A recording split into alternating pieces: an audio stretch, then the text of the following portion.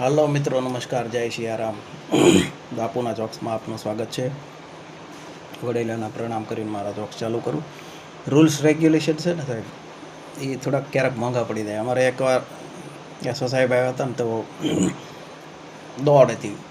પહેલાં left right કરાવ્યું, by mood dye mood કરાવ્યું, પછી કે દોડો ચાલો કે 3-3ની લાઈન મેં દોડો, 3-3 મેં લાઈ કે દોડો. मैदान હતું મોટું, ત્યાં લઈ ગયા. मैदान હતું ત્યાં લઈ ગયા ને, जाने दो 3-3 की लाइन में जाने दो. એમાં એક ગાડી આવી ને આગળથી તે સાહેબ કે જાને દો 3-3 की लाइन में ફાટ દોડો. એમાં પાછળ ખાડો લગભગ 12 ફૂટનો. સાહેબ ગયા ખાડામાં, ઓલા બધા 3-3 પાછળ હતા એ નીકળી ગયા. પછી રાઉન્ડ ફરીને આવ્યા ને તો કે ઇધર આવો. તે 3-4 ગાર્ડ ગયા અંદર. હવે સીડી લેવા થાય મોડું થાય. રશી સામે પડી હતી. દોડું લઈને આવ્યા, દોડું નાખ્યું. સાહેબને કે પકડી લ્યો સાહેબ, કે ખીચો. જેવું સાહેબનું મોઢું દેખાણું, યસ સર.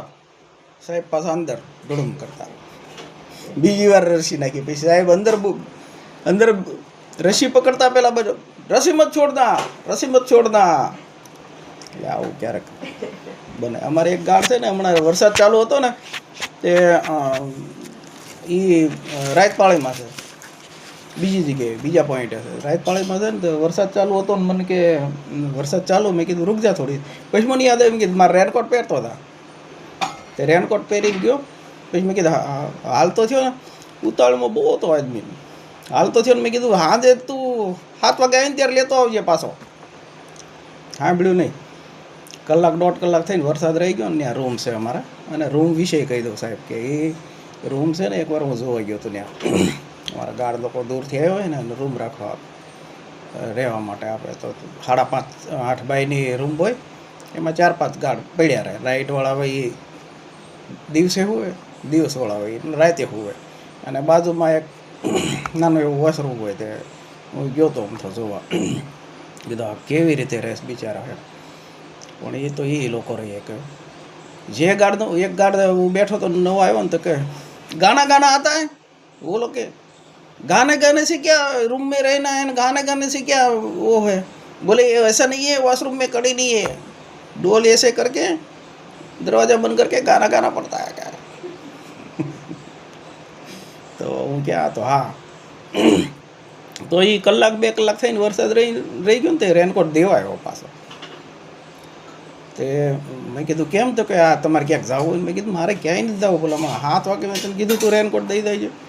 તે કે ના એ કે મને એમ થયું કે દઈ આવું એમ. તો પાછો વરસાદ ચાલુ ગયો હતો.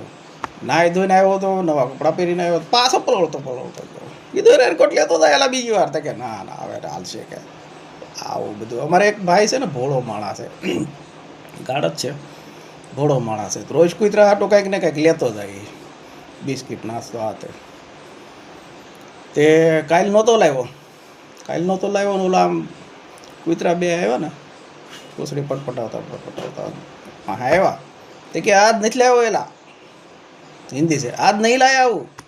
તે પાસે ઉભા રહ્યા ને, સત નહીં માનતે એમ કરીને ડીકી ખોલીને ડીકી બતાવી, દેખ લો એ કે નહીં લાય. અરે મેં કીધું ઈ ક્યાં ભલામણા, ક્યાં ડીકી ક્યાં, ઈ ક્યાં અંદર ડોકાઈ જોવાનું છે. આવું બધું બહુ વ્યસ્ત માણા. જૂની વાત છે. ડાયમંડમાં બહુ મંદી હતી ને, એકદમથી તેજી આવી તો એ વખતે એસી બેસી એવું કાંઈ નહીં. સાહેબ આમ કશું લૂસતા હતા, પંખો ચાલુ હોય, બાજુમાં બોટલ પડી હોય પાણીની, અને મોટા કપ આવે, એમાં ચા આવે. તો વ્યસ્ત એટલા બધા ને કે પહેલાં મંદી આવી હતી ને પછી તેજી આવી ને, એટલા બધા વ્યસ્ત થઈ ગયા. હીરા જોવામાં લખવામાં એટલા બધા વ્યસ્ત થઈ ગયા. પાણી પીવે ને, પંખો ચાલુ તો પરસેવો ઓલું છે એમ. ચા આવી, પાણી બોટલ છે પીવે ને, એમ ચા આવી. ચા ભરી દીધી. ઓલો કહેતો કે સાહેબ ચા છે, તો વાંધો નહીં કે. એ પાછા વ્યસ્ત થઈ ગયા, એવા લખવા માંડ્યા, હિસાબ કરવા માંડ્યા, હીરા જોવા માંડ્યા. પાણી જગ્યાએ ઓલો કપ હતો ને ચાનો, ઊંચો કરીને ઊંચી ચા પી ગયા. થોડીક પડીને ત્યાં તો આખા કપડા ચા. પછી યાદ આવ્યું, એટલે હવે આ તો ચા છે. હકીકતની વાત છે હો સાહેબ. ઇકો ગાડી હમણાં આવી ઇકો ગાડી આવી ને તો એમાં માલ સામાન ગઈ હતી, સીટું નહોતી પાછળ. તેમાં જ બે જોયું, મેં કીધું હા કેટલા જણા, 1 2 3 4 5 12 જણા નીકળ્યા. 12 જણા નીકળ્યા. મેં કીધું આ ઇકો ગાડી 12 જણા કઈ રીતે આવવાના? એને પૂછ્યું તે ઓલા આપણે દેશી ગામમાં દેશી લોકો ગામડાના વડીલો જોયો આવી રીતે આમ બાંધી દે, ઓલો પગ તૂટિયા વળે પગ હોય ને આમ બાંધી દે આમ એટલે આમ પગ તૂટિયા વળી જાય એવી રીતે 3 જણા આ બાજુ 3 જણા આ બાજુ 3 જણા વચ્ચે 9 જણા 2 જણા આગળ ને એક ડ્રાઈવર. પેલો આવી રીતે 12 જણા આવ્યા. ગજબનું એક અમારા ગાઢ હતો ને ઉતાવળમાં આમ કર્યું ને તે લાભ જીભ લાલ થઈ ગઈ. તે મેં કીધું એટલે હું થયું તને આ જીભ કેમ લાલ થઈ ગઈ?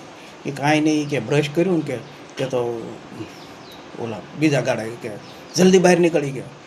તો જલ્દી બહાર નીકળી કીધું ઓળિયું પડી ગયું લેધર આમ લગાવવા ગયો ને કે જીભે અડી ગઈ. તો કે તરત યાદ આવી ગયું એલા ઓળિયું નથી લેધર છે. બોલો આવો ગજબ ઓળિયું જગ્યાએ લેધર ઉતાળ મારી નાખે. ચાલો મળીએ નવા દિવસમાં. હા, એક મિત્રોને આ તો હસાવવાની વાત થઈ બધી, કોઈને ઠેસ પહોંચાડવાની વાત નથી, સમાજને મનોરંજન પૂરું પાડવા માટે.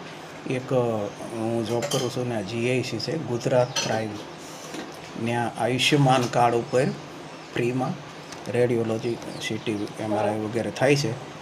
તો અમદાવાદમાં લોકેશન બતાવી દઉં, SG હાઈવે રોડ, ગુરુદ્વારા મંદિરની બાજુમાં એપેક્સ હાર્ટ હોસ્પિટલનું મોટું બોર્ડ છે, મોડર્ન બિઝનેસ પાર્ક, ત્યાં જીઆઈસી છે ગુજરાત પ્રાઇમ.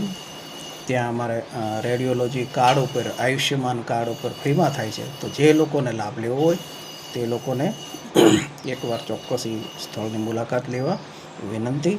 જય હિન્દ, જય સિયારામ.